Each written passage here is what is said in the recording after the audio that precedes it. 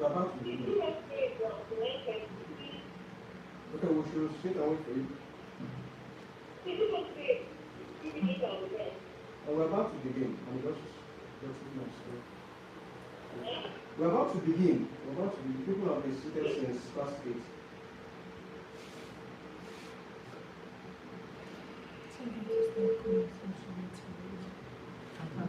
They have work to do, they're just trying to praise and pray. Let us just get something done today. Since office is just resumed before they actually start looking for us.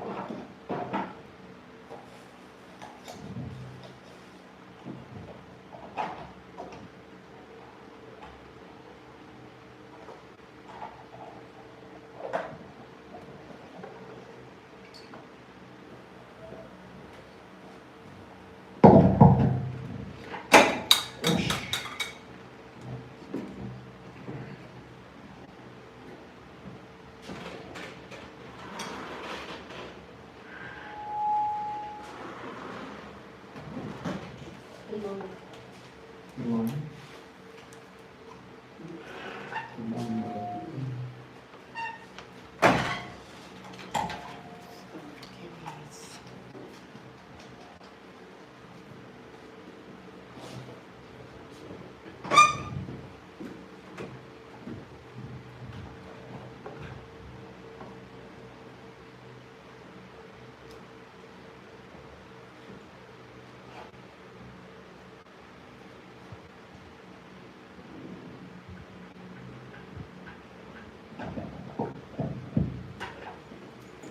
Sorry, please.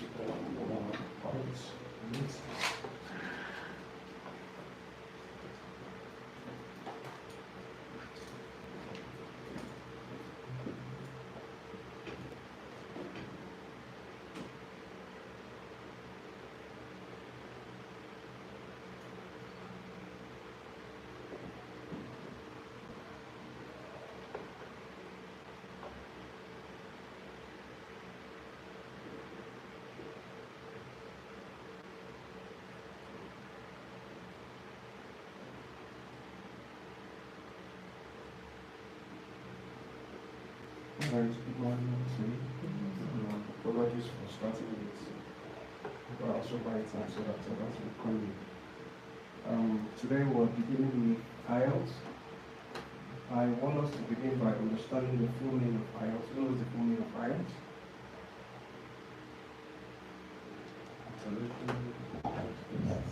Pardon? International English Language Test. What about this? Okay, the plural version. Yes, sir. What to write an exam you don't know the meaning? Alright, so IELTS means International English Language Testing System. International English Language Testing System. It is one of the most recommended and requested English language proficiency tests across the globe. There are several other English language proficiency tests. We have the likes of Duolingo, PTE, SAT, ACT, GRE, GMAT, TOEFL, There are so many, but IELTS is quite popular across the globe. So the IELTS test has different types. There are different kinds or types of IELTS. Just for your knowledge, you have to understand the type of IELTS you need for whatever application you're filing.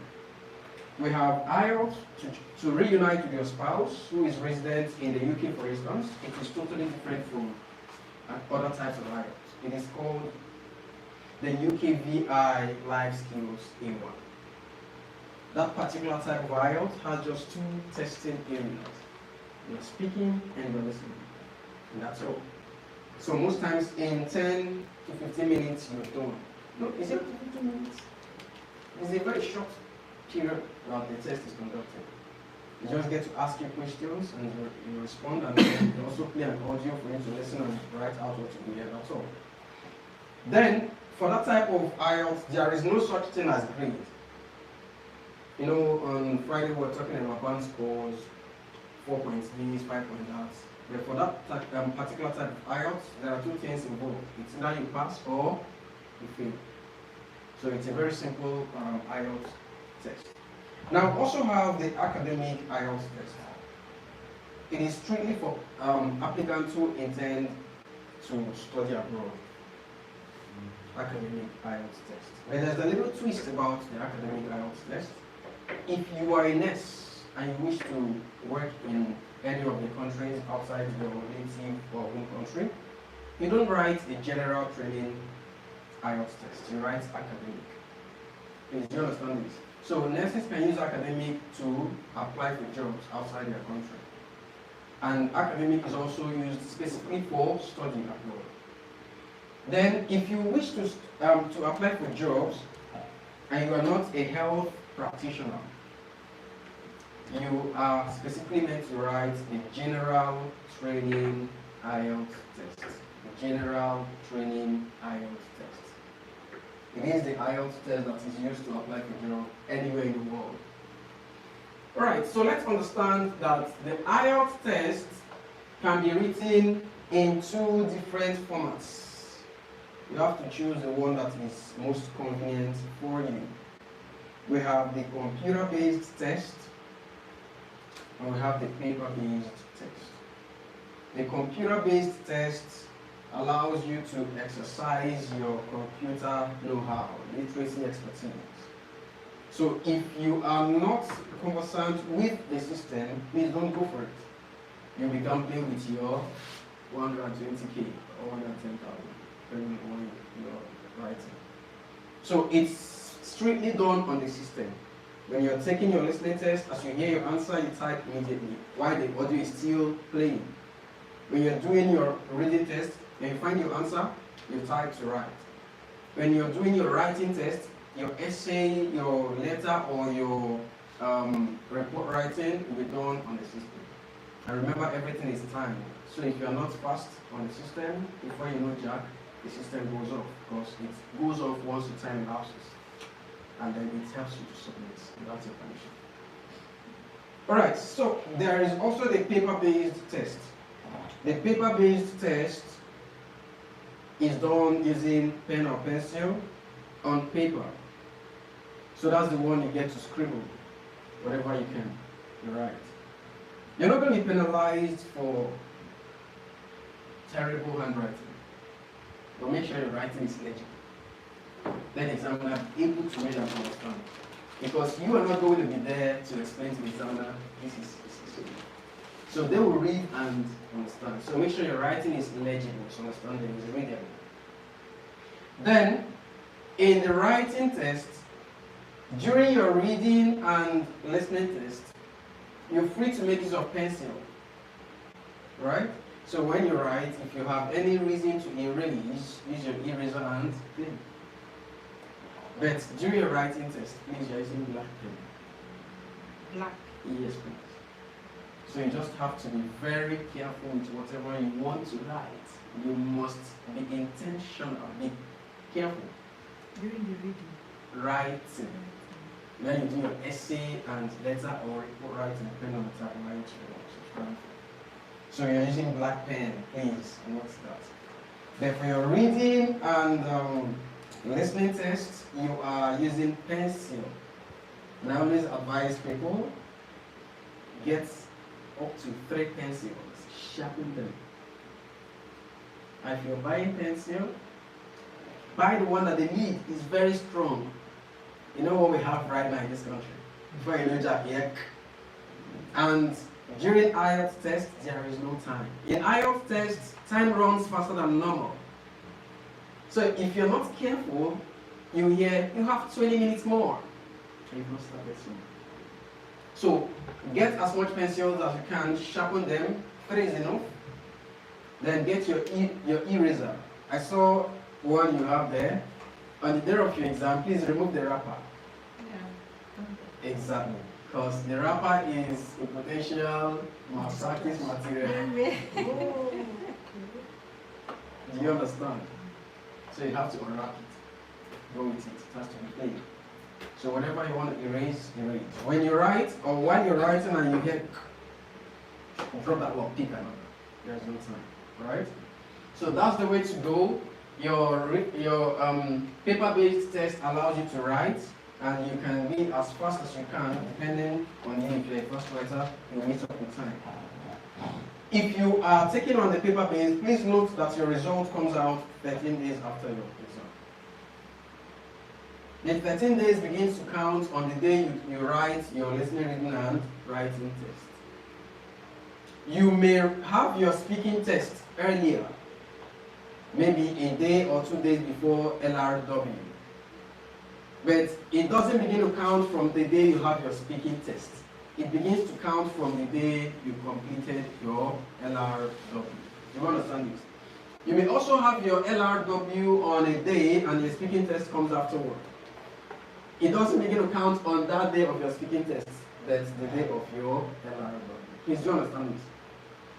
If you are signing up for the computer-based test, your results comes out 3 to 5 or 7 days after. 3 to 5 or 7 days after the computer-based test. So when you write your IELTS exam on the system, after three days, just tell someone, check. Check. Ask the person, what's my parole? Yes, 7.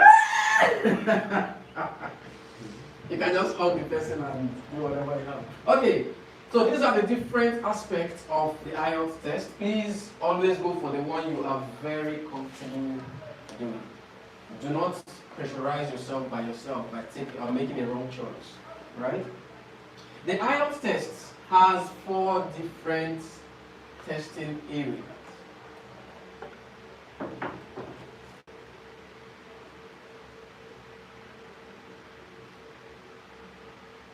So we have the listening, we have the reading, we have the writing, and we have the speaking. Now the listening test runs for 40 minutes.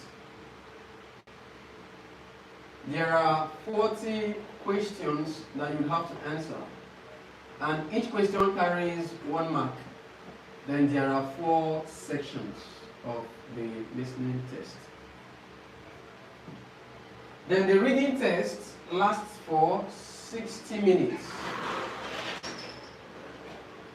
There are 40 questions for you to answer. Each question, of course, carries 1 mark. And then there are 3 long passages. 3 long passages. I'm emphasizing on long passages. Then the writing test lasts for another 60 minutes. Now the writing test is divided into 2 parts, which we call task 1 and task 2. The task 1 is meant to last for 20 minutes, while the task 2 is meant to last for 40 minutes. Your task 1, you are required to write a minimum of 150 words. While the task 2, you are required to write a minimum of 250 words. Now for your task 1, if you're so brilliant and flawless, you're going to be scoring or getting 33.31% of the total rate from the whole test. Then your task 2, if you're so smart, the highest you can get would be 66.69%.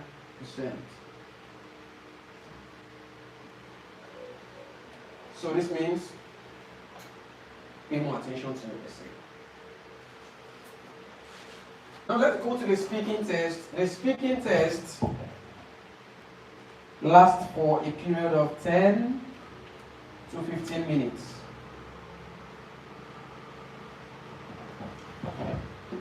Okay, so within the 10 to 15 minutes, you're going to be speaking to cover 3 different parts. And after that, that's it for the speaking test. So let's look at the 4 areas. Your listening test, an audio would be played. If you're going for the paper-based, the audio will be played, and then of course you will be given the question booklet. The question booklet contains all the 4 sections, and it's also the inscribed version of what the audio will be saying. So you're meant to read alongside listening. It is only in listening test that you get to do 3 things at the same time. It is a must. You have to do 3 things at the same time. If you fail to do any of those 3 things, you miss your answer. So during listening test, what are you supposed to do? You're meant to listen, you're meant to read, and you're meant to write at the same time. So, first and foremost, before the audio begins, you must read the instruction and know what your answer should look like. Whether it should be in 1 word, or 2 words, or 3 words. If it requires a number, you have to know that. So read the instruction first. After reading your instruction, before the audio begins to play, you're meant to read the questions. When you read the questions, you have a first-hand understanding. And you also know what to expect from the audio. Because if you do not read the questions, you won't know when the audio is treating question 1. You might just be waiting. And before you know it, that is the end of the section 1. You may now transfer your answers. You've not written it. Okay? So read the questions, read the instructions. Then as the audio begins to play, you should also listen. Listen attentively. Give listening test 101% concentration. If you drift away, you miss an answer. And when you miss an answer and you try to pause the activity to think of what you have missed, you miss more. So when you miss an answer, let it go. It's a flowing stream. It doesn't come back. Because listening test is never played twice. Once. So it's only at the end of that section when the audio will announce to you that is the end of section 1. You may now transfer your answers.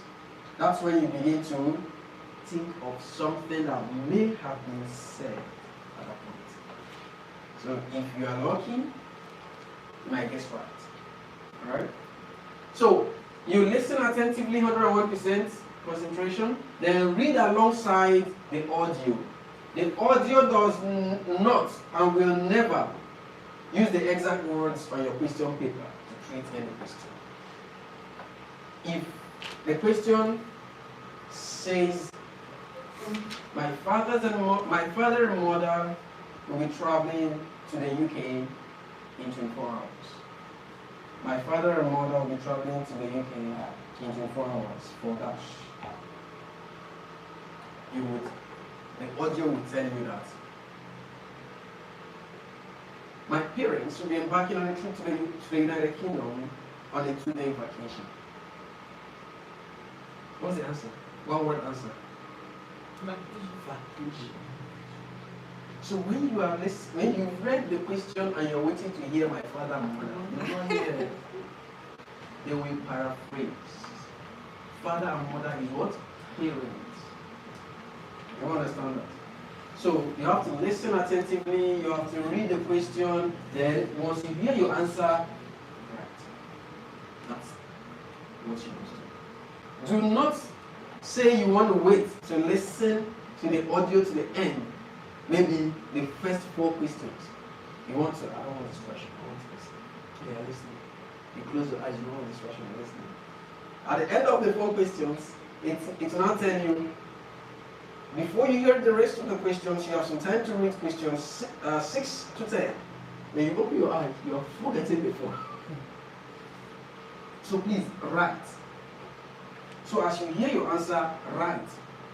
And some persons might want to write their answers on the question paper first. So they will transfer at the end of the test. It's a very big risk. Audio will tell you during your practice. In the real IELTS test, you'll be given 10 minutes to transfer your answers. Don't bank on that 10 minutes. There's no work on it.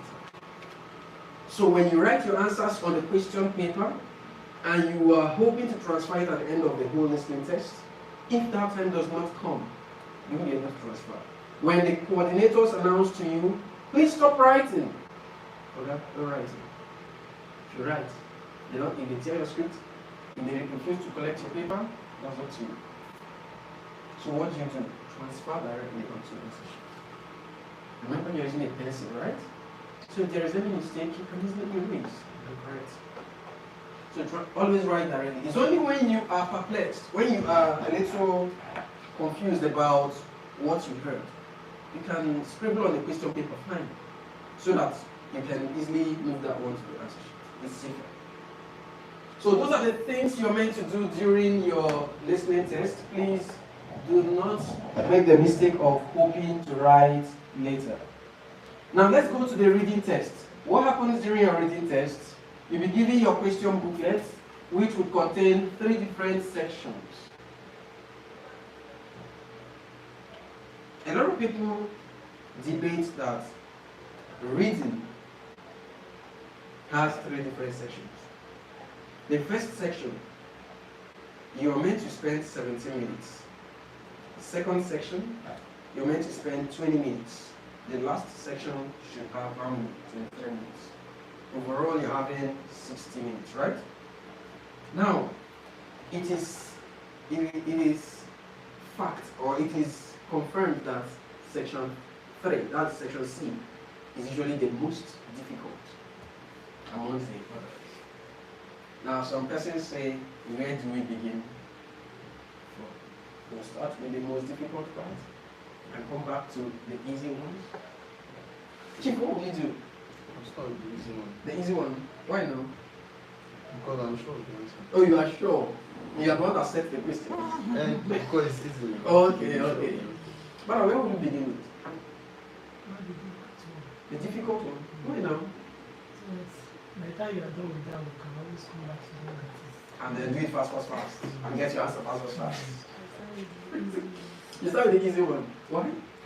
Because I think if you start with the difficult ones, you'll be more tensed by the time you get to The easy one is going to open your brain. Oh, really?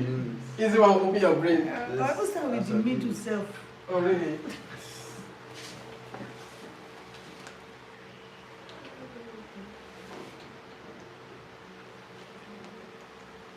I start with the hard one, I'll be tense. I start with the difficult one, I'll be more tense.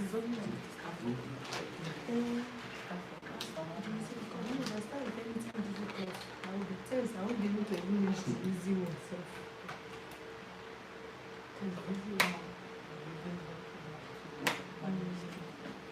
Time.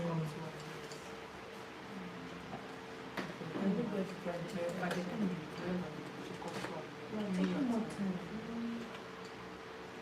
When I do something, people prefer to start with the difficult so I get it over.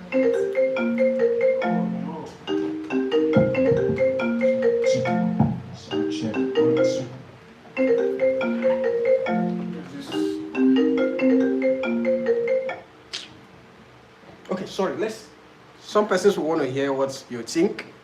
Really? Yes, we are live.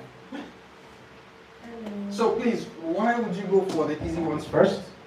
And I will go for this one because I think, to me, if I start with the most difficult one, I will be tensed. I'll spend a lot of time debating on so many things in my head, and so I think I prefer the easy one. Let me just, that's why I will finish those ones fast. Thank you so much. If it says normal. So, what's your own view about it? I'll start with the easy ones first. Why? Okay, so we help manage time better. Alright.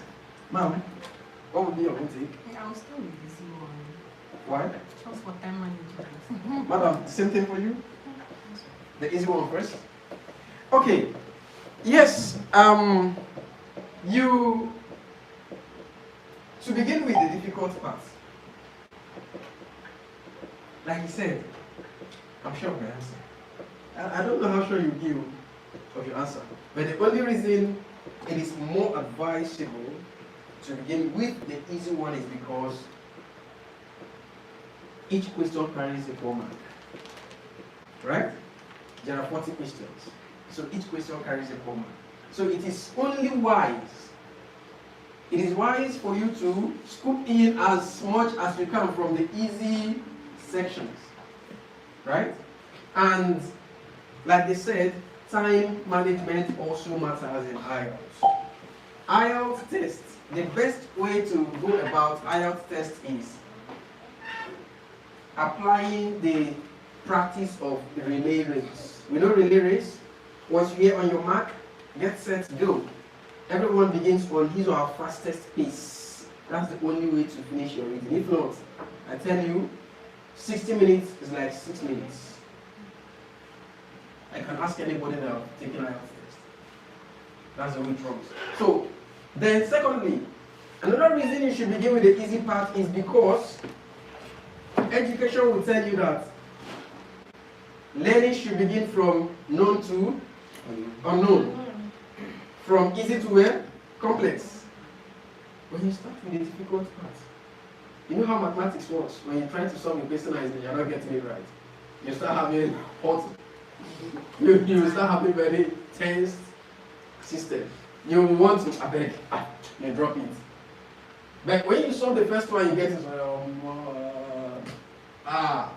solve the second one, you say, oh boy, my head is here. So you want to keep solving it, right? That's the same thing you should do when you're taking your reading test. Yeah. Begin with the easy parts. Be very careful. Be very attentive. Get your answers. Move on. The best advice we have gotten from our teachers. Sorry to every teacher. I have my reservations for teachers. The best advice we've gotten from teachers is do not spend so much time on. When you try to solve a question and you're not getting it, do what? Go to the next one. You missed the advice. Yeah? I tell my people, if I see my teacher, they will tell me where I am in the future, in the need of tomorrow. They'll still explain that thing to me. Says there, those leaders are still there. Alright, so please, that's it about your reading test. Let's go to the writing test. For writing test, you have 2 tasks. Alright, so the first one, you are meant to take on either letter or report. It will be letter if you subscribe for the general training test. The general training test is for what? For job. But if you're going for study, your task 1 is not letter. Your task 1 would be report writing. We know the types of letters we have, right? We'll come to that later. Now, so task for the report writing, you will just be given either any question that has to do with graph. It can be line graph, it can be bar charts, pie charts, table, infographics, histogram, pictograph. It could be anything. That's for study. That's for That's what I asked you. Very good. yes, for study. Okay. For study. Don't worry yourself. Okay. Now, for anyone taking on the Some example, maybe if the question says a dear friend, or say something to a friend, you know, it's an informal, because I want to understand, oh, if you said a complaint or a letter for job, you now know in your head that it's a formal letter, or how? Okay, thank you so much. Yes, just as you asked and also answered the question. You were able to also answer the question. So you read the question. If it is talking about friends, you know it is letter to your friend. I know the type of letter it is, right? If it is for job, for blah blah blah, I don't want to go into it now. We'll get to that stage. So you know that it is the official kind of letter, right? So you will now write following the template of that type of letter. You don't apply the characteristics of the informal to your formal letter. I don't know if you understand me. So you have to determine the type of letter it is and then treat it accordingly. Now, when you're writing your task 1, you're meant to spend 20 minutes. When you're writing your task 2, you're meant to spend 40 minutes. For those going for academic or those going for study, I usually advise very strongly, please do not make the mistake of starting your writing test with your task 1. Please, don't make that mistake. You'll shoot yourself past books. So it is safer to begin your writing with task 2. When you begin with the report writing for someone going for study, you would unconsciously, you'll be so engrossed in or with whatever you're writing, you end up spending 30 to 35 minutes. You can't help it. And by the time you spend this amount of time treating your task 1, which is targeted to have a minimum of 150 words, and this is the highest you are supposed to get if you are very intelligent. Now, how much time do you have left? You have just about 20 to 25 minutes. I like the word, if you're very intelligent. If Very smart. you are very intelligent, you have between 30 to 25 minutes. Right?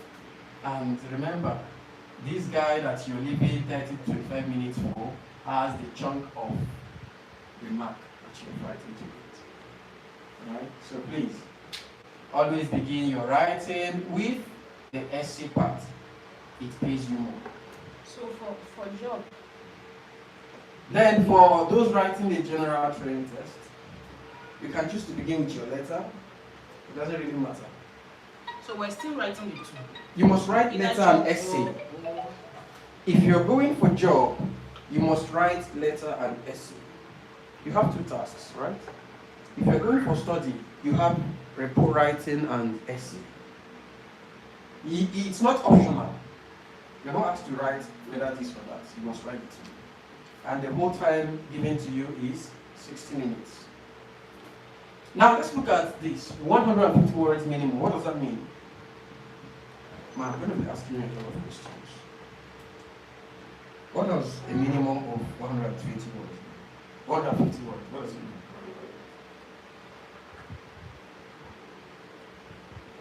And you must write, it must not be lesser than 150 words. It mustn't be less. Yes, than 150 words. But it can be what? 160 or 150. It can be what?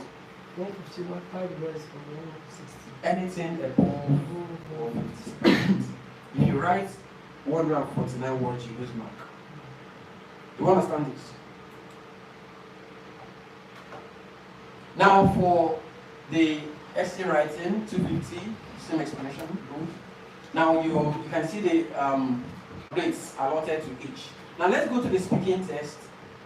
Speaking test is usually the platform where you get to blow all the grammar you know, where you get to respond to questions asked, where you get to face someone you might never have seen. But sometimes you can be lucky. Coincidence can happen. You meet someone you used to know, and you be catching up while having a speaking session. And of course, you know what your mark will be. 8 points. That's what give it to you. Alright, so during your speaking test, between 10 to 15 minutes, you're going to be speaking, and you'll be covering 3 different parts. You'll be asked questions bordering around yourself or your immediate environment. You'll be asked questions on a particular topical issue on a paper called Q card. So you have to address that issue. You have to describe such scenario, and of course, it must be something that has happened in the past. Then, lastly, the third part, you will then be asked some supporting questions, and after that, that's it. You're done. So you just have to go back with my brain. Like you said the speaking test usually happens first, right? It's not a fixed practice. Okay, so anyone can come. Yes, I said what I explained that day was because you're going to be registered early enough, you definitely speak before your LRW, listening and writing. But if you register the week to the exam, you will most likely be speaking either the same day or after that LRW. Right, so that's what matters. Okay, so these are the 4 areas of the IELTS test. So please choose wisely if you want to go for the paper-based or the computer-based test. If you have limited time to provide or submit your English language proficiency test results, then you decide on the one you want to go for. If you have very limited time. And if you have ample time to provide that, you might want to go for the paper-based.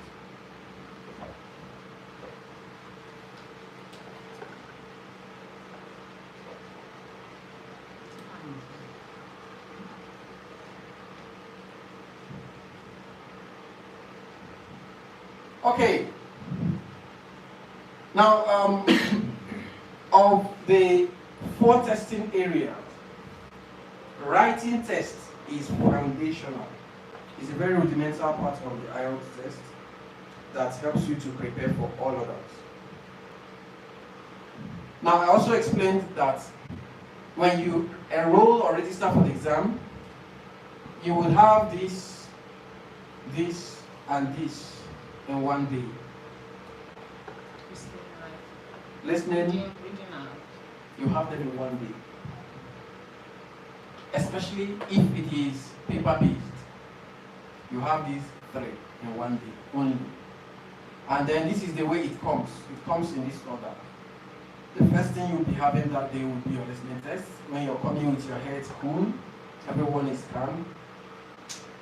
They will load the listening test. So everyone will be given headphones, right? You will be the one to set the volume to the best level that will enable you to hear every single sound. But I advise, don't make it so loud to affect your hearing. Set it. And then sometimes relate with my food. They might come around. So it is strongly advised. Check the states of the 2 ears if they are functioning properly. Check. But sometimes you might check the 2 ears and they're working. But once the audio begins, one ear will just at that point you want you to make sure the exam does not continue. There's no jet and you are paid for it. Nobody will play it. So you need to call the attention. Make sure either they fix it or they replace it. That will help you. If you choose to manage, like you manage a lot in Nigeria, you choose to manage it, then that's it. Sorry, when you call for the attention, not to distract, since you're not the only one. It's better to distract everybody. Okay. You all pay the same amount. But if you don't want to distract you, No, I'm just. Then register them. if you have rough money, you're not using anytime soon. Okay, so these guys will come in. After your listening test for 40 minutes, they will retrieve the question paper from everyone. Please, the way you go for the test, be the way you return.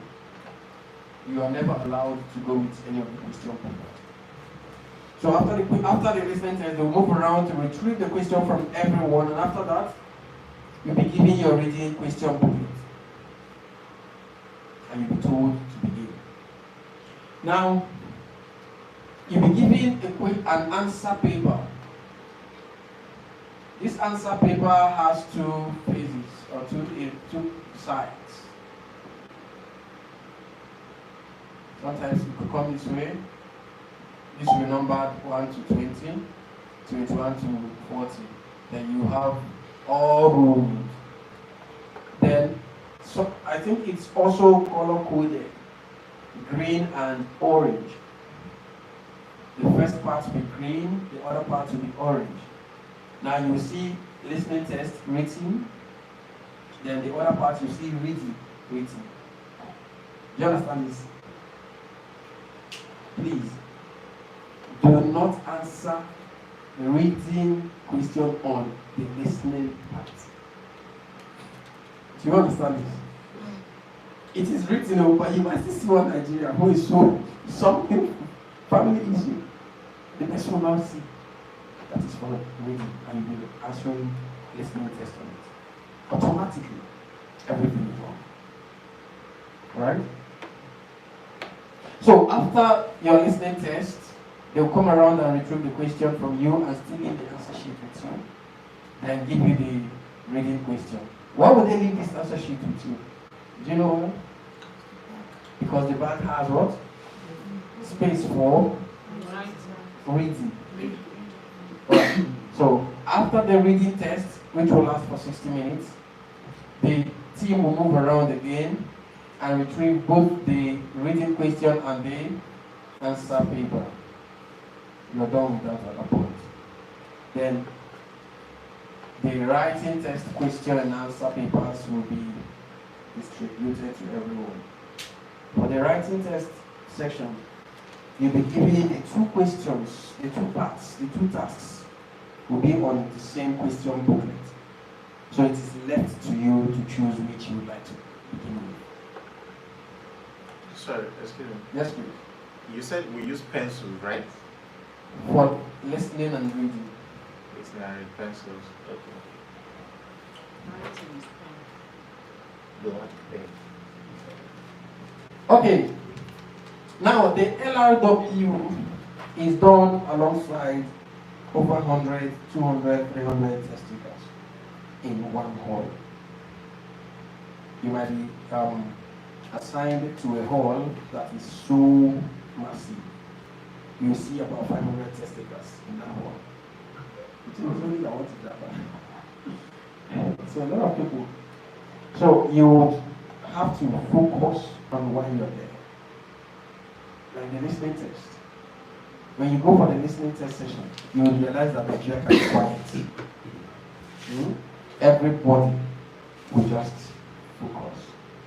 If you breathe hard, the other person will hear. Alright? So please don't distract yourself by yourself. Just pay the much required attention. Now, you do that alongside the numerous test takers. But you see the speaking test, it is one-on-one. It's just you and the examiner, that's it. Alright? So let's begin. Today we shall begin with the writing test because it is the foundational part of IELTS.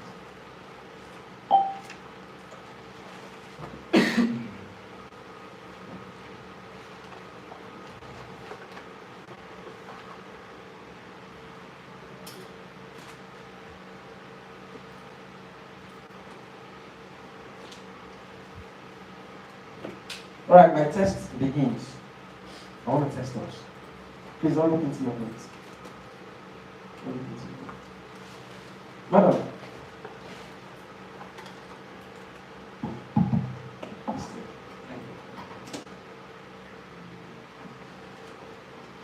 The listening test lasts for how long?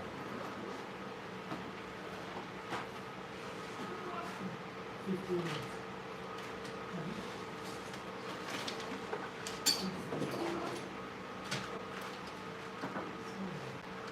Be coming down. Like, lower. Thank you. 60 minutes. I asked you a question. Okay. The listening test lasts for how long?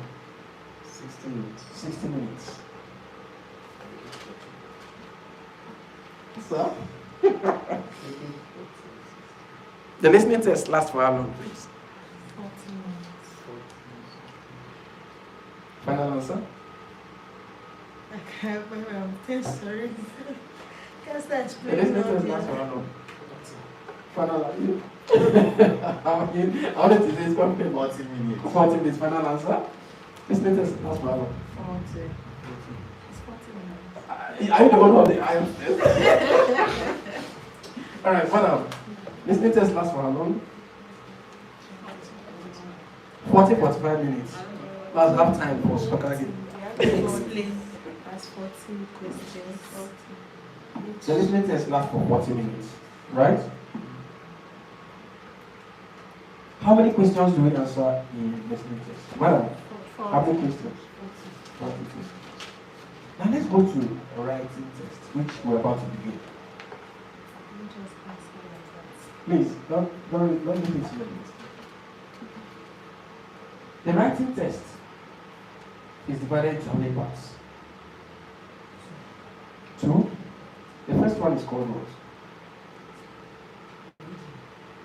Reading. And the second one is called what? Writing. I want you to be calm. So, like I said, if you are calm, there is no question you will not be able to answer. The writing test is divided into how many parts? 2 parts. The first part is called what? That's one. Task 1. Ah, it was confused. I was not playing again. Task 1 lasts for how long? 20 minutes. Are you asking me? Okay, you're responding? Last for 20 minutes. 20 minutes. Yes. Final answer? And 150 words. Hi. These are people that fly in the classroom. Before teacher will come, they have studied the topic ahead of time. Okay, so it lasts for 20 minutes, and the minimum number of words you're meant to write is 150. Please take. The second part of the writing test is called what? Task 2. Task 2. It's called what, please? Task 2 to the same writing. It's called what, please? Task 2. Again? No, I will see. While we are preparing for writing, reading, and listening, we're also preparing for speaking test. And your speaking test performance is largely dependent on your pronunciation. The second part of the writing test is called what? Task 2. Thank you. Please pronounce this word. Task. Task. Task. Task. Please pronounce this word. Task. Task. I want to hear it again. Task. Task. Task. It's called what? Task. Can we say task? Task. Task. Task. Alright, so that's the pronunciation. Okay. It's called task 2. And you have also given me the minimum number of words, 250 words, right? Please, let's understand that task 2 has higher score. Please, I will need you to pay keen attention because you are beginning with task 2 right now. Please pay attention and try to grab as much as you can from what we're going to do today.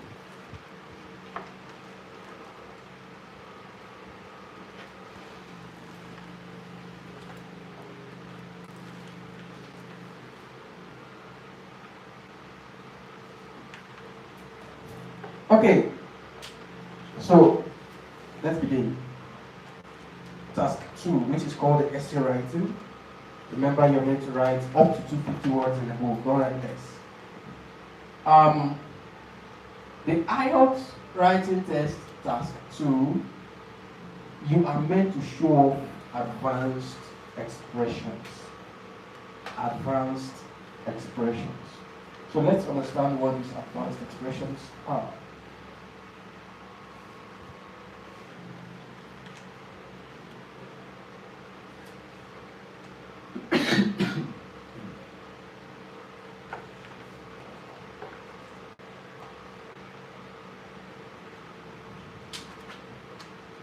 What does advanced, when something is advanced, what does it mean?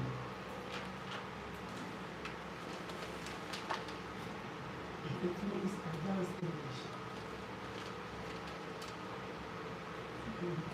Remember, you will come in down.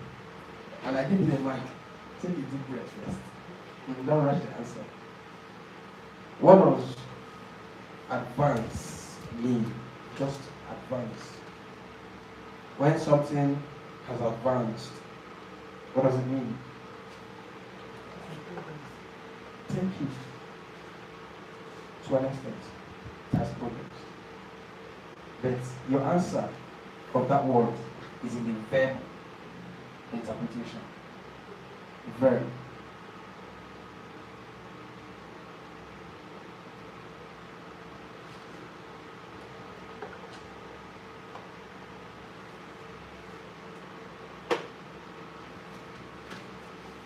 Why did I say it's a verb? Who knows? I'll take us back to primary school now. It's a movie, it's an action word. It's a movie. Somebody is man. No, please. It's an ongoing thing, it's an action word. It's an action. Progressive thing. Thank you. It's an action. What does it mean? Practically. What does it mean? What does it mean practically? Practically. What does it mean? Practically, a higher level of a thing. Advance. When I say advance, what does it mean practically? The thing has grown next level. It has No. progressed. Happening currently. No. More action. It's an action, but practically. When I say advance, what does it mean? Move. Advance. When I say advance, what does it mean practically? It means Intensity of the action. advanced. If you say what does it mean practically, it means a lot of things practically to me. Okay, please. If in a different sense you say advance, I can advance you anything. It's an action I've taken to advance. It means you are either moving. Yes, either Thank moving you. on. Practically. Moving forward. Thank you. Practically. Advance. Someone tells you advance. Advance. Right? Keep coming. That's what it Keep means. moving. Thank you. Then approach. What does it mean? Practically. Practically. Move towards. To also move. I'm giving us synonyms. It has started. Okay. Now in IELTS, advance when something has advanced, it has moved to a different level. It could be positive, it could be negative, right? Yes. This means in IELTS, when a question is asked, don't think about it straightforward. If you want to do well in IELTS, never think of a question just in its casual look. Open it in your mind, open it. Think outside the box, think outside the regular. Think of the negative and the positive of that thing. It will help you to be more creative in whatever you're writing. Please, do you understand this? Now, IELTS wants you to show off advanced expressions. Advanced expressions means do not use the regular expressions, right? Use something a little or a lot more English. A lot more English. So if I say my brothers and sisters will be coming to me. My brothers and sisters will be coming to me for a short holiday. My brothers and sisters will be coming to me or to my house for a short holiday. How can you express this in an advanced manner? My brothers and sisters will be coming to me or to my house, will be coming to my house for a short holiday. I say my siblings will be visiting me.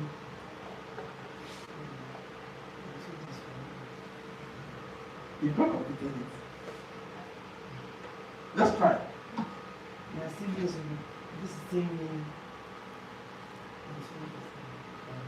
In 2 days' time,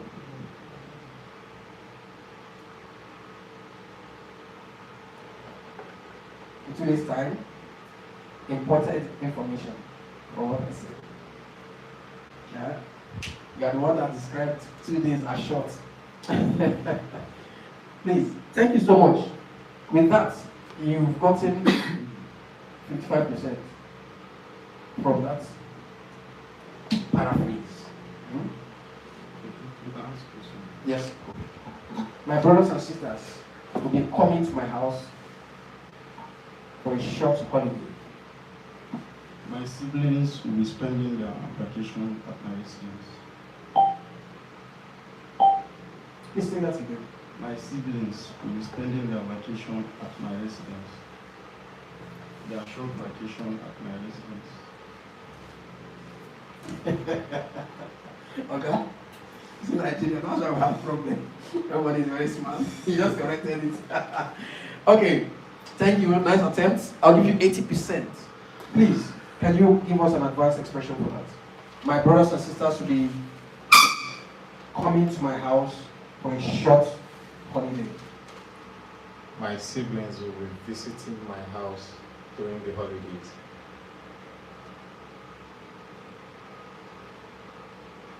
%60. My brothers and sisters will be coming to my house for a short holiday. My siblings will be visiting me for a period of time.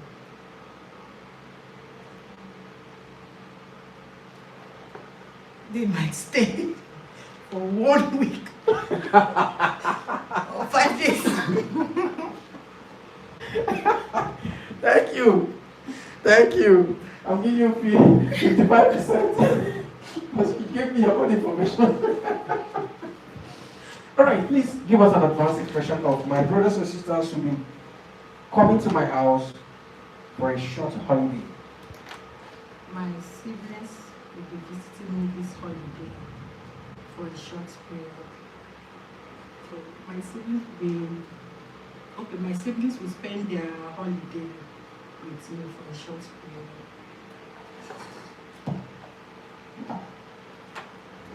60%. I'm expecting my siblings this the period of their holiday. I'm expecting my siblings for this vacation period. 55%.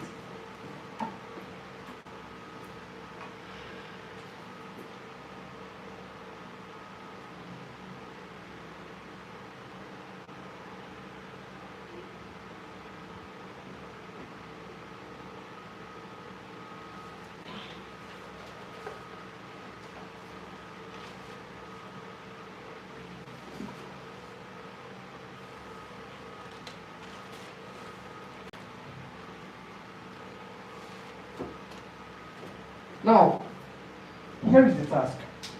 My brothers and sisters will be coming to my house for a short holiday. How do you express this in our advanced way?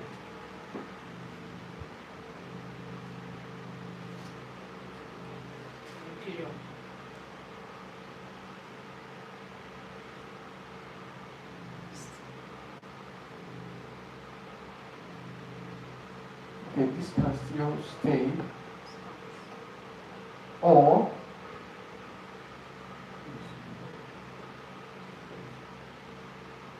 Briefly.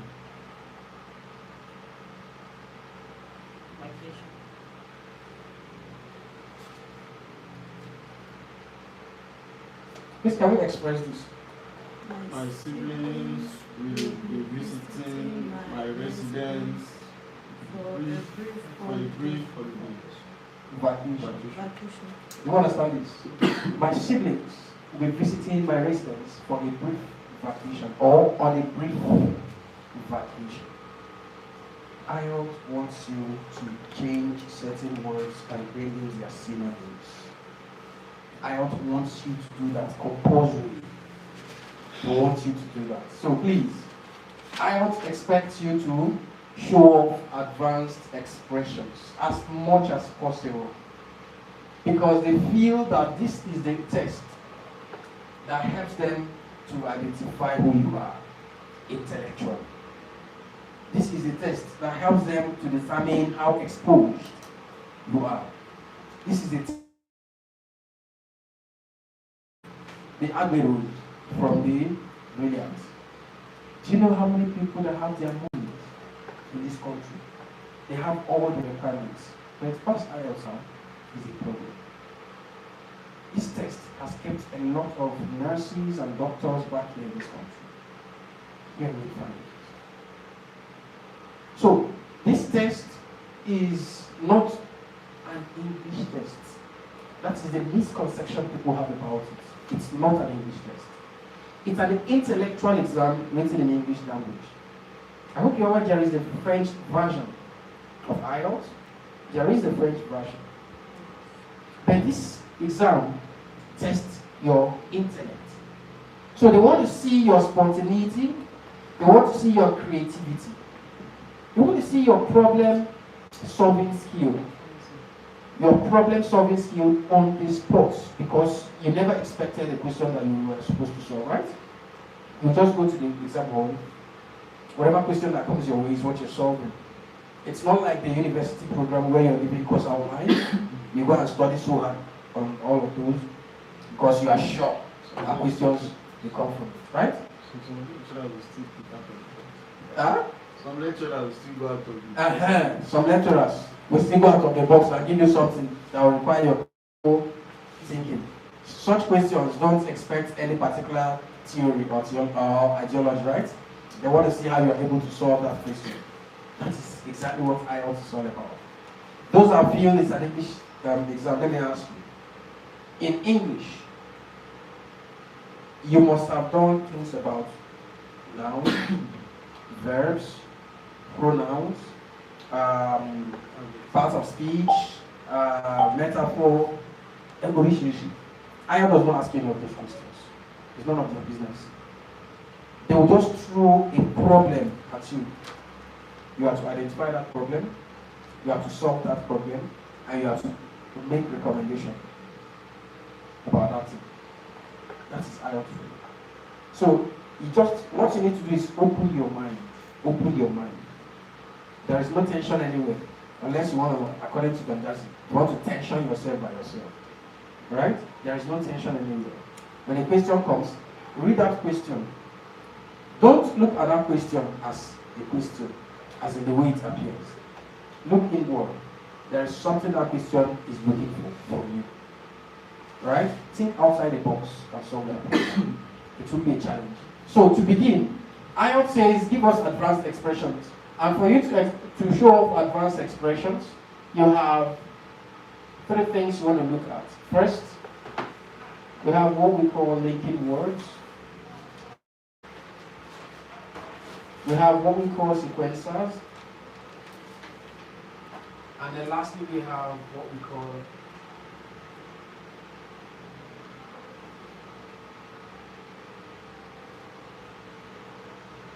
idiomatic expressions. Idioms.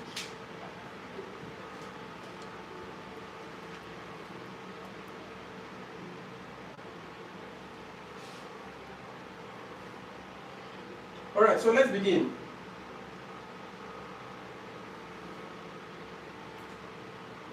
What are linking words? What are linking words? You've got an idea? Words that join 2 sentences together. What's that? Join 2 sentences together. Thank you. Madam, do you understand this? Linking words. Link. Words that connect 2 or more ideas together. Words that connect 2 or more ideas together. Do you have examples? And. Like Or. With. Don't use any of those things in IELTS. You want to tell your own? I heard like. I heard like. I wanted to go and hear clearly. Who's like? Like is even an informal word you shouldn't bring in IELTS. It will drop your mark. So, examples of linking words. However, Thank you, advanced. Another one. more so. Thank you. Another one. Help us now. Yes, ma'am. She has said the one you wanted to say. Aha! Furthermore, but this is not. It's not a thinking word. However, Thank you. She said that. All right. Now, most of us know some linking words. We know them. We know them. But there's something about IELTS. Now that I've started showing you do's and don'ts, pros and cons of IELTS, you are beginning to have a rethink of what you know. You are trying to be careful not to bag out. This is IELTS. You must be careful. You must be very intentional with whatever you're saying or whatever you're writing, because it counts. Every word you must use should live. Every word you're bringing in should be very accurate in the context you are using that word. Because if you apply what the English call malapropism, you are blowing what we call ambiguity. And when ambiguity comes in, the examiner that is marking your script may choose to use the other meaning of that expression to read meaning into what you have written. Whereas you wrote it with a different understanding. Do you understand what I'm saying? So if the examiner uses the other meaning, it may not make sense in that context. So that examiner will mark you down. And it doesn't mean that the examiner is wicked. I hope you're aware. You gave the room for examiner to choose whatever. But if you use a word that is very precise in a context of using it, you don't give any alternative. Do you understand? Now, linking words, like he has correctly defined, are words that are used to either join, connect, or bring together two or more ideas to become one. Do you understand this? So you use linking words to construct one longer expression. Examples of linking words. Let's write. However. Examples of linking words. However. Whereas. Whereas. Meanwhile.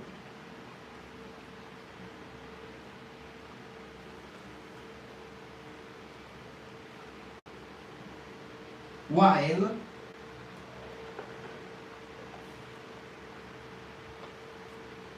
Contrarily.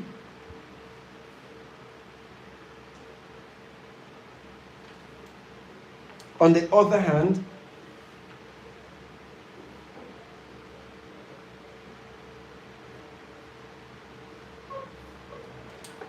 more so. Sorry. You just say on the other hand. That's like a sentence. Yes, it's not. It's a phrase. No, it's not a sentence yet.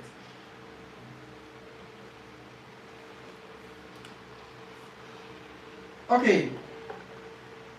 Now these are some of the linking words you can use to express yourself. Now, before we proceed, I'd like to find out from us what you feel about some of those words and how and when you think they should be used. I'll begin with the first word. However, right? When do we use, oh, madam? Madam, when do we use however? No idea? When can we use however? No idea. Okay, don't know when. When can we use however? Sir, when can we use however? When we're giving options. Not really. When can we use however? When you want to make a suggestion. However. You understand when you are not explaining it well. Ma'am, how can we use and when can we use however? Ahmed is a bright and sound child. I'm trying to connect it. But however, he has some challenges, physical challenges that is affecting his academics. Did you say but however? It's a plus now. Yes, both shouldn't come in. Alright. However, it's okay. So you have just given me an example. So what- My question was, when do we apply the word however? In what In situation? a contradicting situation. Hmm? In a contradicting situation where If you want to refute, To give You're very additional, correct. to give additional information. Very correct.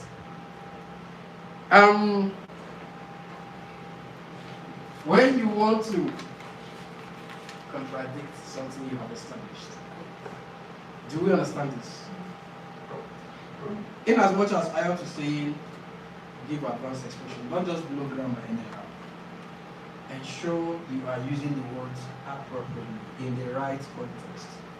When do we use the expression whereas? Whereas, madam. Chief, when can we use whereas? When can we use? When can we? what I know is not When what making I'm comparisons.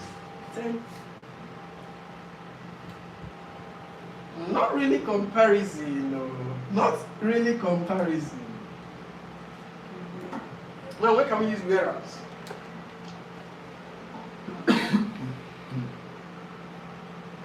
whereas this okay, where can we use it? When? I'm going to give example again. We can use it when we're trying to differentiate a thing. When you are contradicting. This Thank you. You are right, but I'm trying to make us use the right word now. I said contradicting, so I'm trying to get another word. Thank you. Next to contradicting. Oh, don't worry. Go and receive your higher certificate. So, whereas is used to contradict, to contrast something you have said. He told his parents he has gone to school, whereas he's still in his friend's house. That's an example I want to give. Do you understand? So you must know when to apply the word in your sentence. Now let me go very straight to while. The word while. When can we use it? Okay. When can we use the word while? It's similar to whereas. While, while to contrast, to contradict. When can we use meanwhile both? But they are two different. They are two different words. Meanwhile is a word of its own. While is a word of its own. Do you understand me? Are you confused? Right. Now, when can we use the word contrary? Advanced, very straightforward. To give another opinion. Thank you, Beth. When can we use the word contrary? Contrary. When comparing. You like that comparing? Contrary. When can we use it? I want to differentiate. Differentiate. Please answer all of that. From the word contrary. From the word contrary. What does it mean? Another thing. To refute. Contrary. To oppose. Do you understand? So these are things you want to learn to bring in when you're writing. Let's go to the next sequencers.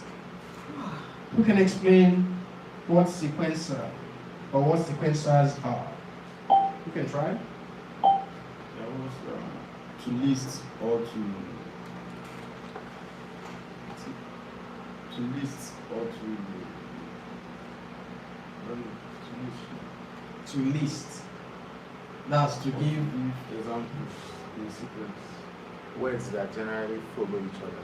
Thank you, sir. Words that generally follow each other. Words that generally follow each other. Are there words that generally follow each other? Yes. Example? Either or. Well, please. It depends. Either could be used in a sentence without bringing in or.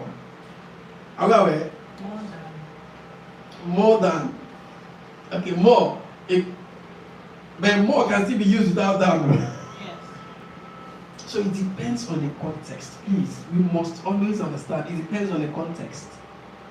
So sequencers are words or phrases that are used to either begin a sentence or paragraph or introduce an additional idea in a paragraph.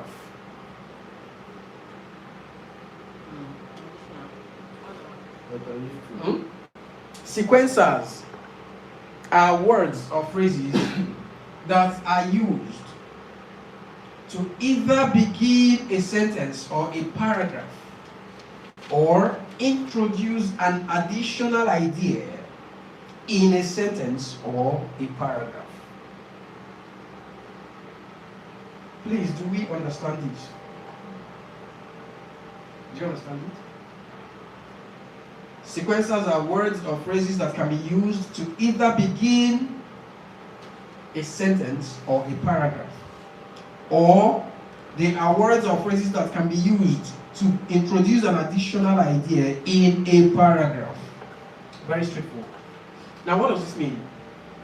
You are asked to discuss something, or you are asked to establish reasons, and then you are starting with the first idea in the first paragraph, right? You are saying something like, first and foremost, you start the first point, right? Then full stop. Thank you. Furthermore, the same paragraph. Do you understand? Introducing something inside. Can you say, instead of furthermore, can you say You're introducing another word.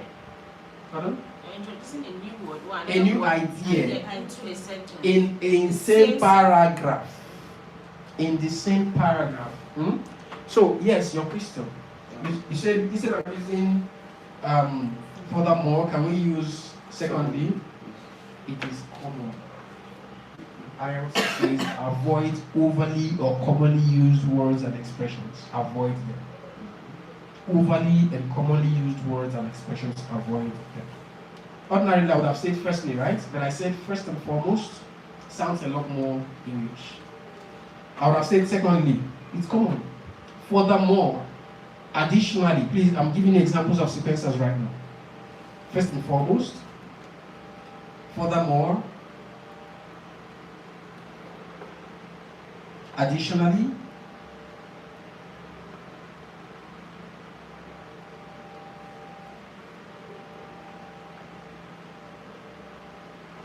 consequently,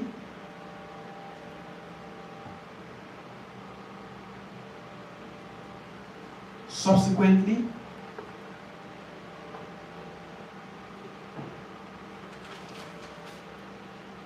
nonetheless, is one word though. You can use hyphen in between each of them. Nevertheless,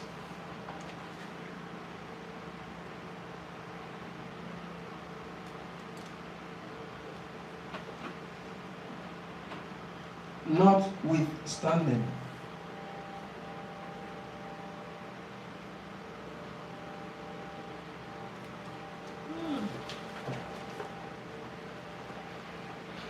contrarily,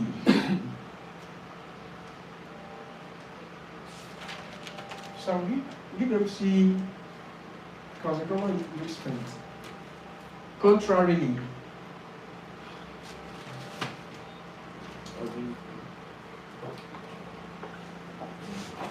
I think you'll be straining your eyes. Have we taken contrarily? Yes. All right. Next we have summarily. Summarily.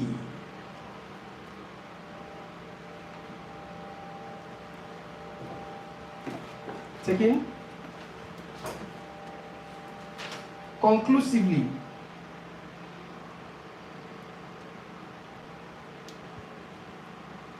Conclusively taken. In light of the above. That's not one word, so please bring in your situations. In light is not one word. In light of the above.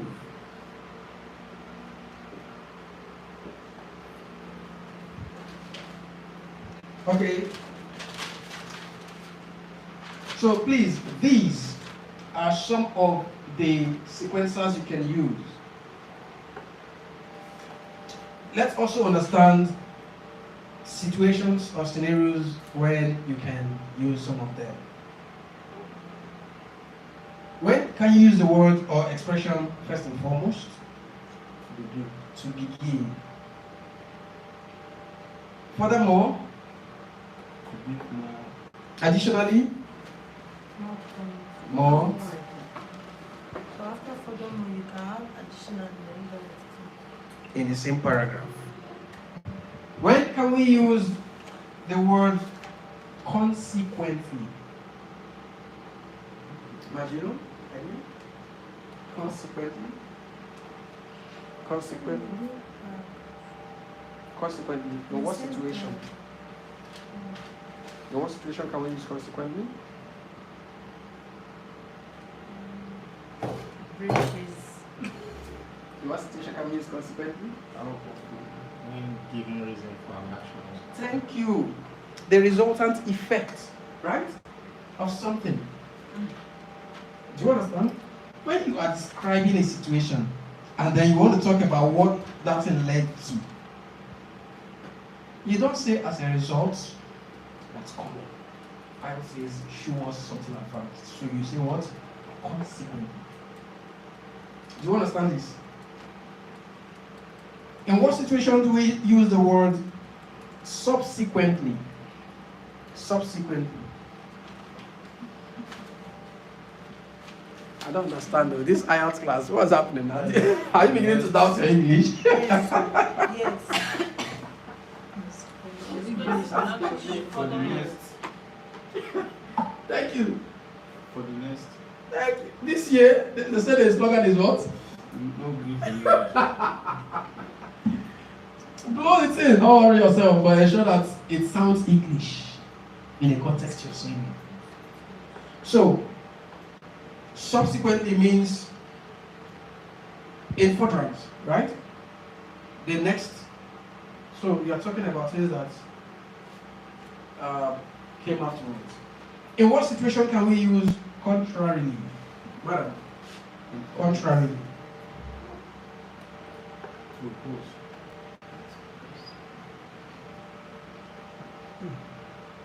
Let the beach meet, eh? I want her to also share because I know we talked about that. So I want to see if she remember what was said. Okay, so contrarily, when you are contradicting or contrasting something, right? In what situation can we use the expression or the word summarily?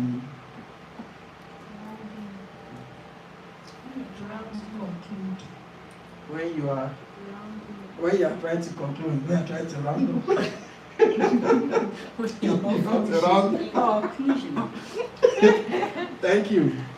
Summarily. When do we use conclusively? So, And Yeah, concluding. when you are concluding. When do we use in light of the above? To describe more of the previous. To describe more. Does that not give you additional detail or information? To describe the previous. In light of the above? To give more information on the previous. In light of the above? Enable the reader pay attention that that thing, in light of the above, whatever that person wrote, is the end of what we're doing. You see, Pay attention. when you see civil servants who do some talk, who make presentations, you will know. You're not serious. You will know. Now let's tell you, that day we gave you the promotion exam.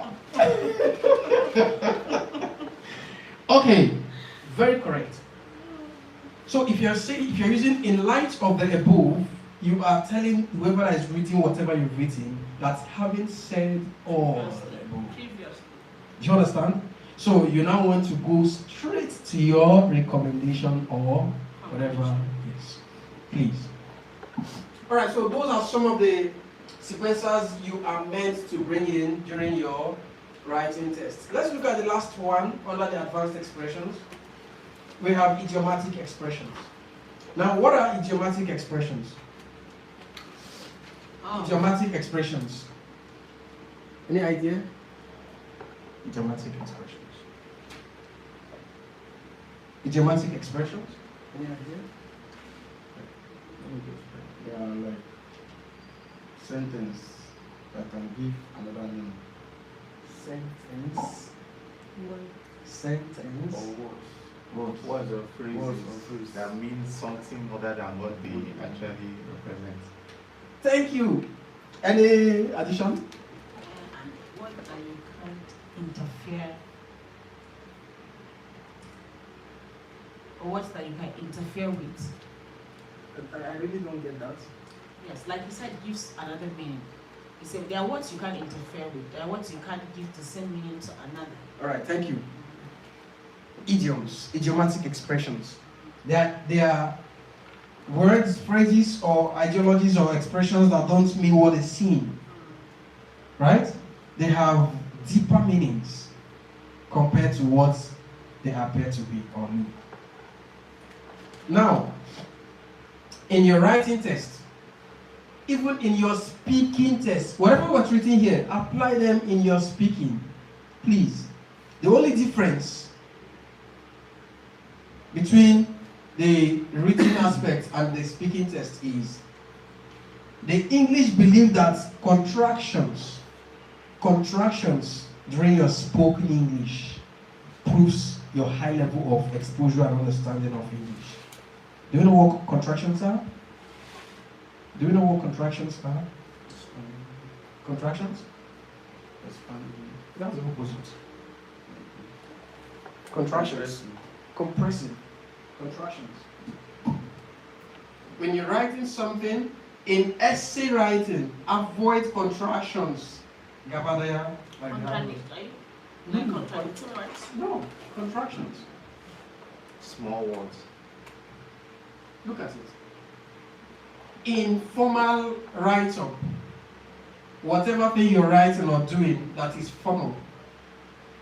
For instance, you must express it in full. The contraction will be, that's can't. That's contraction. You are strongly advised to express yourself showing off contractions during your speaking test. During speaking test, please.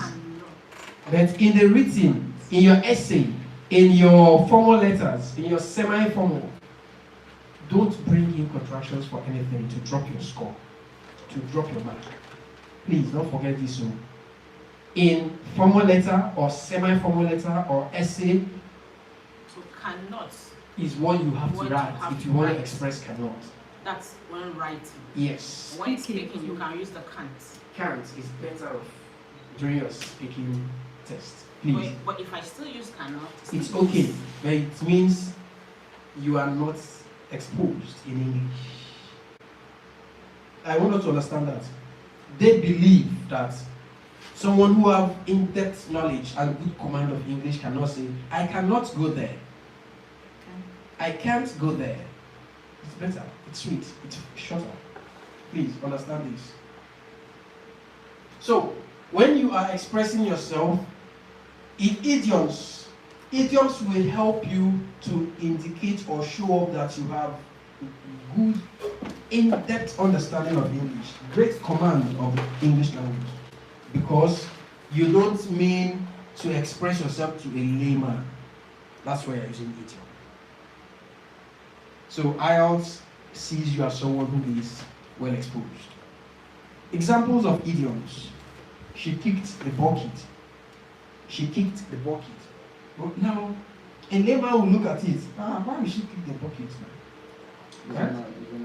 The person does not know that kicking the bucket means Otilo, right? Don't buy it. It's a gunner. So it's an idiomatic expression that does not mean what it seems. That means you can say it's abstract. It's an abstract word. Yes, sort of. Right? Sort of. So it's more rhetorical. So when you express it ensure that it is right in the context you are using it. Don't just bring she kicked the bucket when you are discussing somebody who is well. Right? So please, learn to bring those words or expressions in the right situations. More examples of idiomatic expressions. A stitch in time saves 9. how many? 9. 9, Abi. A stitch in time saves 9. Once beaten. Twice. Nigeria is more than twice. Once beaten, twice shy. Right? More examples. Birds of a feather. Flock together. Okay, so people say that the same amount of birds of a feather flock together. Okay. More examples. Shall be put in a family way. What does that mean? She's married. She's married. Pregnant. She's not married though. That's happened. Shall be put in a family way. He who laughs last. Now, Last. I thought it's a stammerer. He who laughs last laughs best. Those are some of the idiomatic expressions you can use.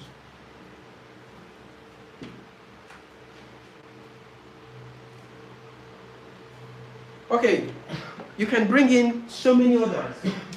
So many others. Just ensure that they are correct, they are right in the context you are using them. They will help you to be a lot more advanced in your spoken English as well as your written English.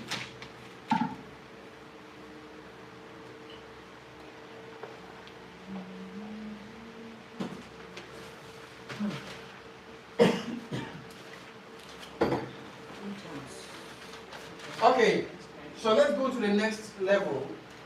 The IELTS examiners. Excuse me, sir. Yes, please. More examples that you give, those examples that you give. I want us to have more of these can't, cannot examples. It's it. It is also part of the contradictions. Yes.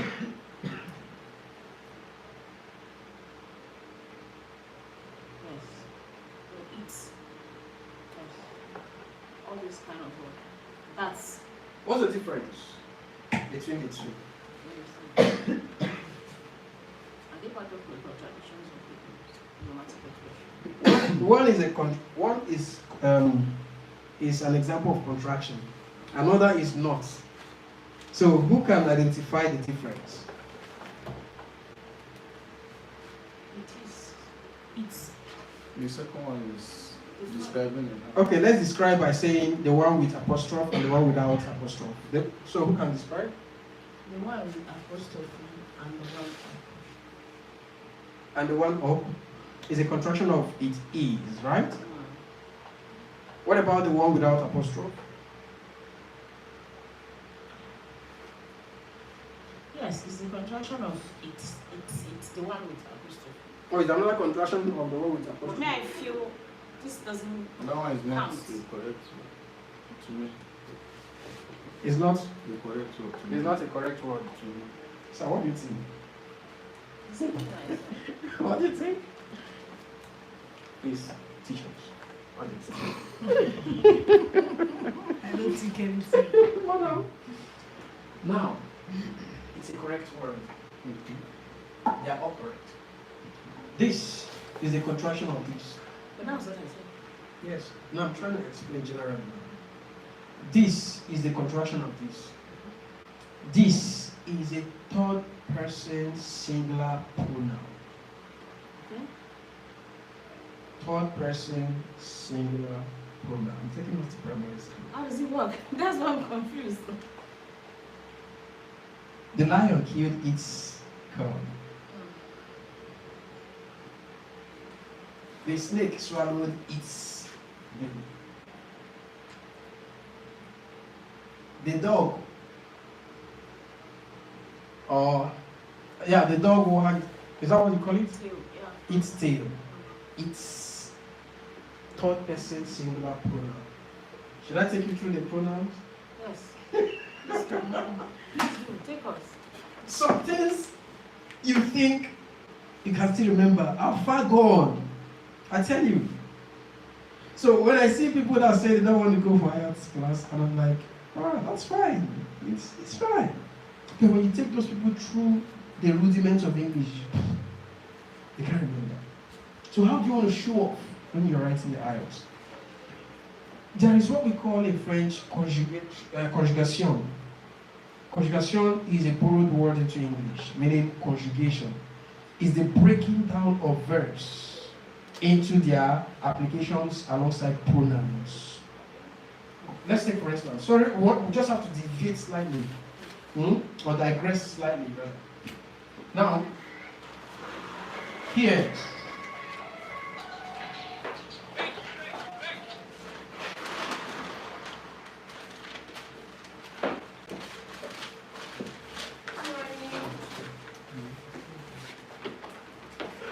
good morning.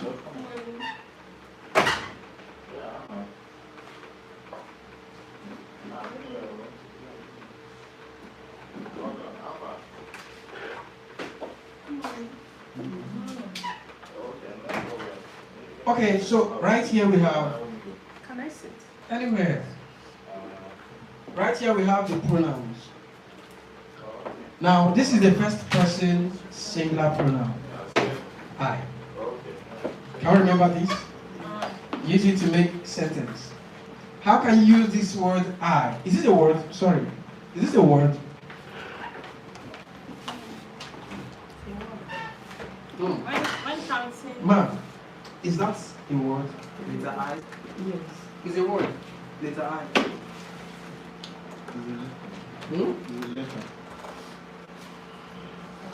What now? Is it not just... It's an alphabet. Sir? An alphabet. Morning breakfast. Is that a word? It's a phrase. Yes, it's a word. It's a sentence. It's a word. I is a complete word. It's a word? Yeah. Interesting. Is that a word? Ma, is that a word? That is an I. I count it when I'm writing AC. Counting my words. Okay, but is it a word? I don't know, I feel so. If it's not a word, write it there. Okay. Okay. That's when they say 500 Words. They count even on the system. The system counts that.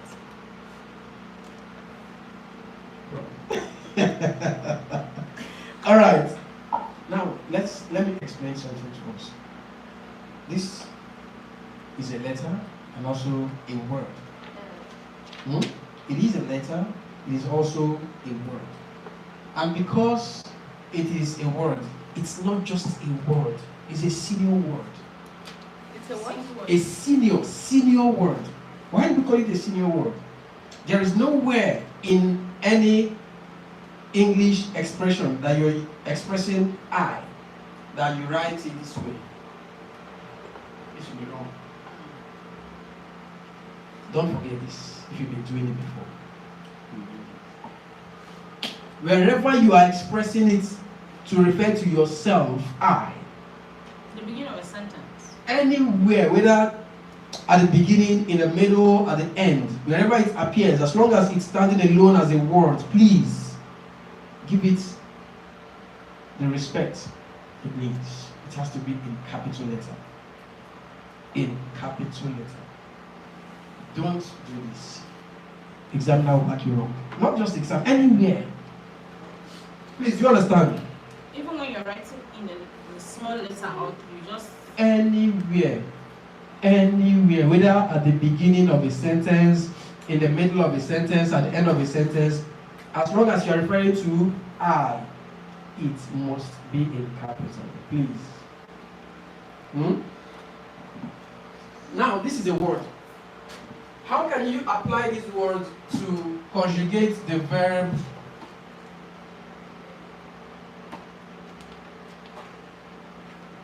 This is what? I'm taking us back to primary school. I hope we're okay with that. Very good. Verb to be. What's verb to be? What does it mean? What you want to become? That's your profession. Don't Sorry, please, can I ask a question not related? Are they different? This is my first day. I'm supposed to be here. You missed Thursday, Friday. Yes. Wow. So, and I heard the time is 11 to 2. So I 11 to 1. 11 to 1. So there's another class for 11 to 1. Yes. Or this is the class. No, this is supposed to be 9 to 11. Okay, so I'm Yes. ready. And you're early. Okay. How do we conjugate, or what does the word verb or the verb to be? What does it mean? Please, can you come again? Verb to be. Verb to be. An action word? So doing the work. Action. What does it mean? I don't understand. To be, okay, you want the meaning Verb to be. How do you Say conjugate? doing. It's an action. It's an act of. I don't know. You want me to put it in a sentence? Yes, using the word I. I. Conjugate that verb to be using the word I. I to be. I would be. What's it on? To be I have to understand the question to answer it. The question I'm is, trying to understand the question. let me explain it. To be I. To be I. I want to be that too. You see, the truth is, we speak English, but we don't know the English we speak. What's the correct answer is, you have even said it, you don't even know that you've paraphrased. Now, my question was, this verb to be, how do you conjugate it to align with first person singular pronoun, I? I am. Thank you. That's what it means. You don't know the origin of the I English you don't speak. understand the question. No. It's the There's no other way I can ask you. No. If you say to be, now it's not. I was thinking you want to be part of the thing. You should have said no. Okay, how would how am I supposed to ask the You question? know, that is this to be that they are confused the question. You are now giving us real IELTS. No, how do you, he said, how do you Conjugate? How do you to apply this in the real English to use this pronoun? That's why I said to be I. To be I. You have to start with I. It's not about to be I. You just answered. Do we understand? Uh, When you conjugate it, we are now breaking this verb down to align with the pronouns. That's what the French call I am. conjugation. I am, je suis. I am. So, I am right here. What about this guy? You are. You are. Or will you say you am? Now here, he is. and this guy, She. she is. It is. No, it's. It's already. So here, we remove this guy. And it becomes what? It is. Right? Now, possessive pronoun. Am I allowed to swing you to places? Yes. Because we must arrive at what I started initially. I want to build something. So you've understood I am, you are, he is, she is, it is, we are, you are, and they are. Fine. Possessive pronoun. Possessive pronouns are pronouns that show what? Possession. Ownership, right? Now, the shoe belongs to me. What's the possessive pronoun for that? The shoes belong to me. How do you express that? Showing possessive pronoun. The shoes are mine. The shoes are. What's the possessive pronoun there? Mine. Thank you.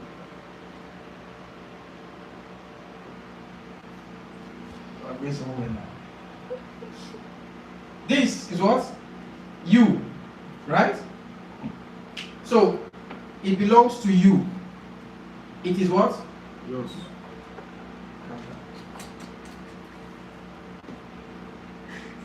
The shoes belong to you. They are Yours. yours. They are Yours. yours. Possessive pronoun. The shoes belong to him. They are his. How do you spell it, sir? H-I-S.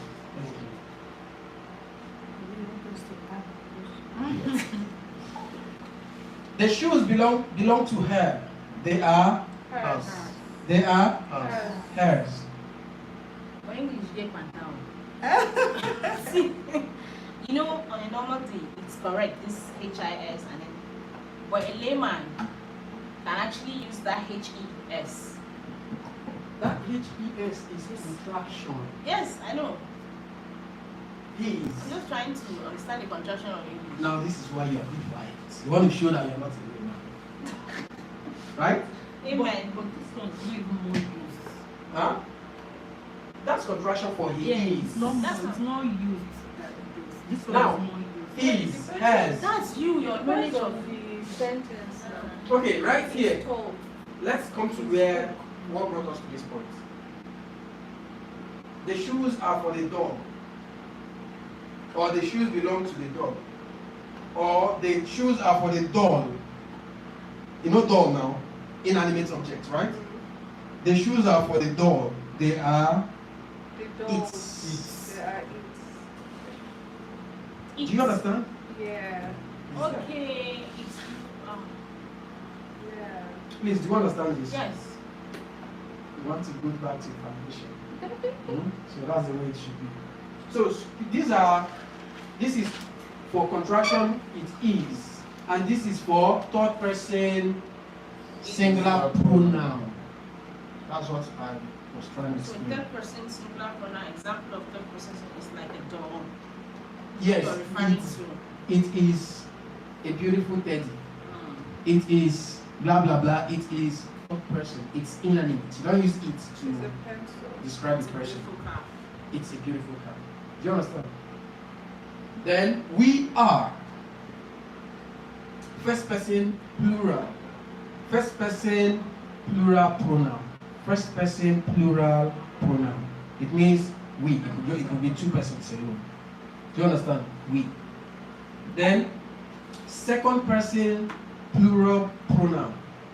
You. What's the difference between this you and this you? What is the difference? Madam, you will understand it. But are you getting something? What is the difference between this you and this you? What's the difference?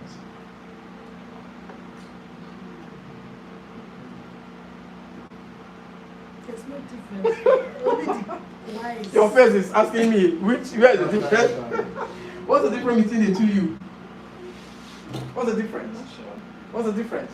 The same. That is same. First person plural. What's the difference? Plural. Second is yours. The first one is referring to. Anyway, it's the same spelling. I think capital as one letter, right? They are both No. spelled the same way. They are both the same. Spelled Does the it same have to way. do You with are, the you are. Singular, plural. And they both use the same conjugation of Yes. the verbs, right? But there is a difference. The first you refers to one person, you. The second you refers to everybody, you. So, what's the difference? So that's singular, plural. Thank you. It's the same singular pronoun. The second one, it's now you that knows what you're trying to find. What's the difference in the spelling? We are not talking about spelling difference. Pronunciation. Usage. But they're the same thing. It's the way you In use it. appearance. Yes. Yes, but usage differs. Okay, give You- us two sentences. Madam, you have to go and study hard. Alright, class, you have to go. We are done for today. Do you Yeah. understand the difference? Yes. One is addressing specifically one person. Second is addressing more than one. I don't know if you understand. English. Class, you need to work hard. Alright, everyone, let me tell you, class, you must copy the notes that I write on the board. Who is the you now? The class. Everybody in the class. And when I say, Chief, I think you may not necessarily copy, you could just snap from anybody. I'm referring strictly to him. Different usages. Do you understand the difference? Alright. So, right here, don't worry, English is a crazy language. No, this first place, when he was differentiating the this, he gave his. So that one is singular. That is why maybe that is what is confusing. Which first one? The first you already synchronized it before. That his. That is one person. While this other one, that is you, two or more people. Any confusion? I think that is what is confusing. No, Ma, you don't understand? I do very well. You are explaining, but why I'm still standing, whatever kind of English is, it depends on the way the usage of it. Like you have said, that's the answer. They are the same word. It's usage. Yes, and that's what we are trying to establish. Just usage and not spelling. Yes. Can someone leave the class? Yes, please. It's up to 11. It's possible. Whoa.